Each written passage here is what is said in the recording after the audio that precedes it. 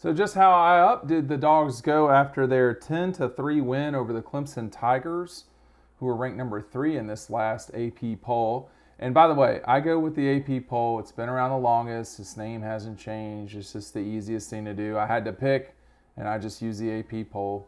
I'm not a coach.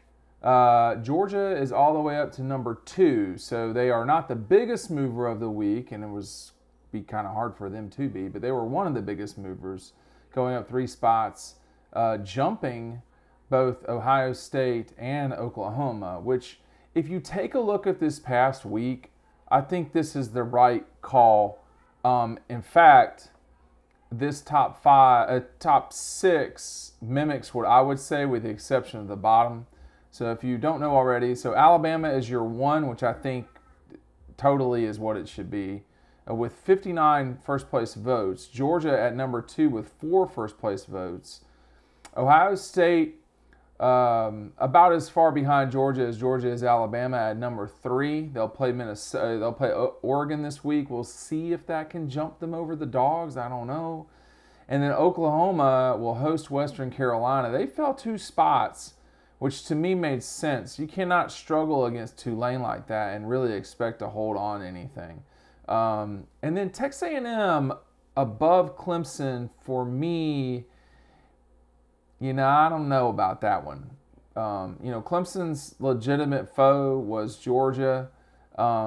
Texas A&M was not really playing well, did not play well against Kent State. I think they were, if memory serves correct, down at the half. Only up at the half, 10-3. I mean, they scored 10 points in the first quarter and didn't score again. And so you have Clemson at your 6.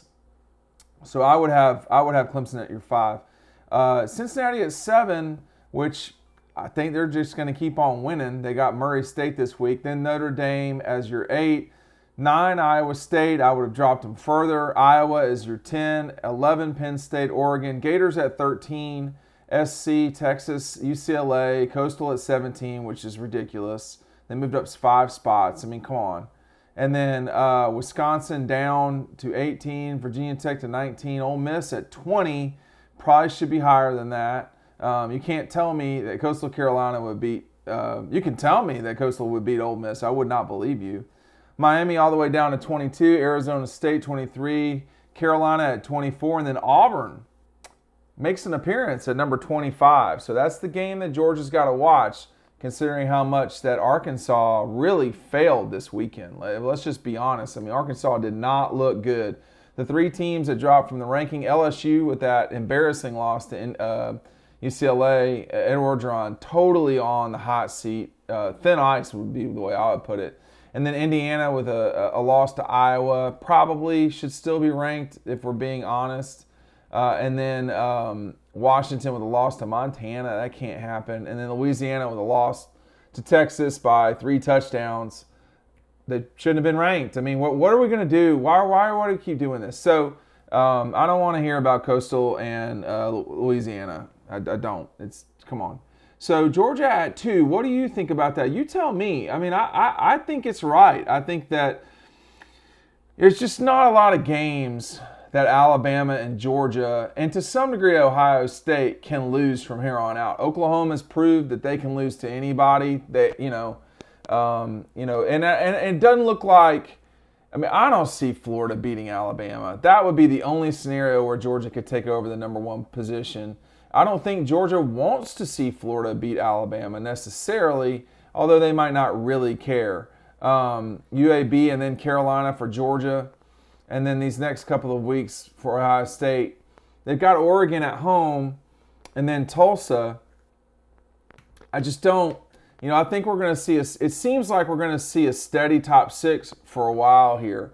Clemson's next real challenge is NC State, and that game's not until later in the in September. So about 3 weeks from now, 2 weeks from now, whatever it is, at NC State. That's a viper's nest. They better watch out. And then Texas A&M, they don't play Alabama until middle October, early middle October. So, A&M can climb too, but there's just not a lot of losses that are obvious for the top 5 teams at all.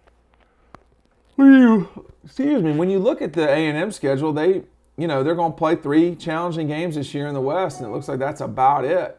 Alabama, Auburn, if you want to call it that, and then Mississippi. Everybody else in the West, you keep hearing about, and you normally hear about this from LSU people about how great the West is. Well, when your teeth are getting kicked in by UCLA, Mississippi State's holding on for dear life, I don't know. I don't know at all. Can Ole Miss upset Alabama again? They've done it in the past. It's a game that is going to come up relatively quick here in early October, but that game's in Tuscaloosa. It's challenging. So I think for the Dogs, they got it about right. You want to put them as the number 1 team in the country. I don't think they are, but I don't think you sit there and argue with someone if they put Georgia as the 1. There are 4 people that did that this week. The coaches poll, I think, only had on 1 person, so 1 coach. But to me, this just still looks like a collision course between Georgia and Alabama. And I saw Mark Schlabach over the weekend at the game, and his view of the world coming into this thing was that Alabama and Georgia would play twice. That's probably not going to happen still, but boy, it's a lot more likely after this weekend. I think Georgia getting through this season undefeated is still asking a lot, but I have to tell you, their odds for the national championship went up dramatically to win the national championship went up dramatically after the Clemson loss. And there's been a lot of the Clemson situation for the Tigers is a little bit tricky. I am naive enough to think that if they win out, they're going to be in the playoff. I just don't. I trusted Oklahoma. I don't anymore. The one thing to me, though, is Cincinnati going to give? Is Cincinnati going to steal a spot? Because if they beat Indiana, who is not good compared to what they were last year, that doesn't really earn them a lot. But them beating Notre Dame on the road, now that would matter. But then, UC would have to keep it clean from that point forward. So I think really, for Cincinnati, they got to be, they can't be anything other than undefeated. Georgia now, though, too, can, if you want to lose a game, which no one ever wants, but,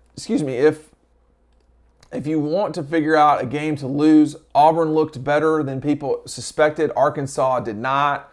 That was tricky. The Gators, are going to have a hard time with Georgia. And then after that, it does become hard. I mean, Georgia Tech's not beating Georgia. Vanderbilt's not beating Georgia. Tennessee looked better, but these are teams that are going to be, maybe not Tennessee, but these are teams that are going to be, 30-point dogs at home to Georgia, Vanderbilt, and Kentucky, and Tech.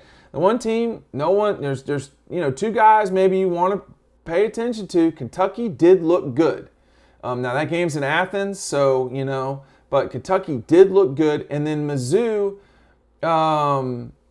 Missouri is built to challenge people. I don't know if I would be, really frightened of that game. A season ago, there was a lot of discussion about Missouri possibly knocking Georgia off. When you come into a season and you only beat Central Michigan by 10, I don't know. But this week against Kentucky, that will tell you a lot about where Missouri is at. It looks to me like Kentucky is legitimate. Whether or not they can take it from there is a good question. I mean, they're a 5-point favorite at home against Mizzou. For Georgia, we're going to talk about it a lot this week. You'll see it. I really just wanted to update y'all on the rankings. But we're going to see where the Dogs go from here. They need to have some offensive explosion. We're going to talk to Kirby about that a little bit later today. Make sure you're going to dogpost.com. We'll see you over on the website.